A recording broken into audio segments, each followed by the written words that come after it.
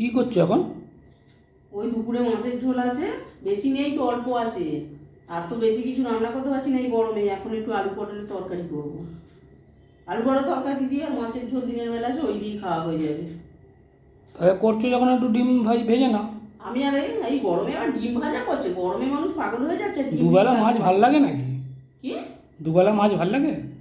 মাছ ভাল লাগে না, এই এই দিয়ে খাবে আর মাছের ঝোলটা খাবে। মাছ ভাল লাগে না, মাছ খেতে হবে না। ডিম ফিম আমি ভাজতে পারবো না।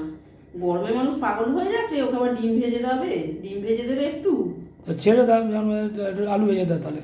কিচ্ছু পারবো না আমি। এই আলু পটলের তরকারি করবো হালকা মশলা দিয়ে। এটা খেলে খাবে, না খেলে না হ্যাঁ, তো খাবে। কিছুই করতে হবে না, ঝোল দিয়ে তুমিও খাও।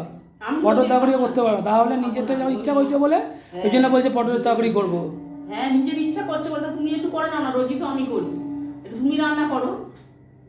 এই গরমে ওর কি খাবার রে মাইরি! তো তোমার খাবারে আমার কিছু না, নিজের মাছের ঝোল হয়েছে বলে নিজে খেতে পারবে না, তখন পটলের তরকারি। আর আমরা যদি বলতাম মাছের ঝোল দিয়ে খাওয়া যাচ্ছে না, মাছের ঝোল তো বেশি নেই, তিনজনে মিলে খেতে পারবে? হ্যাঁ হয়ে যাবে। হ্যাঁ, হয়ে যাবে।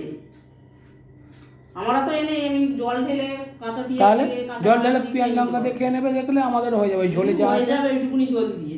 নাটক!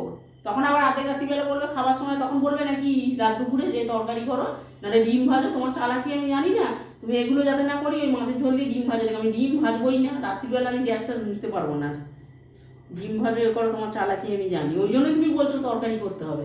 নিজের খাবার ইচ্ছা হয়েছে বলে করো, করো। হ্যাঁ।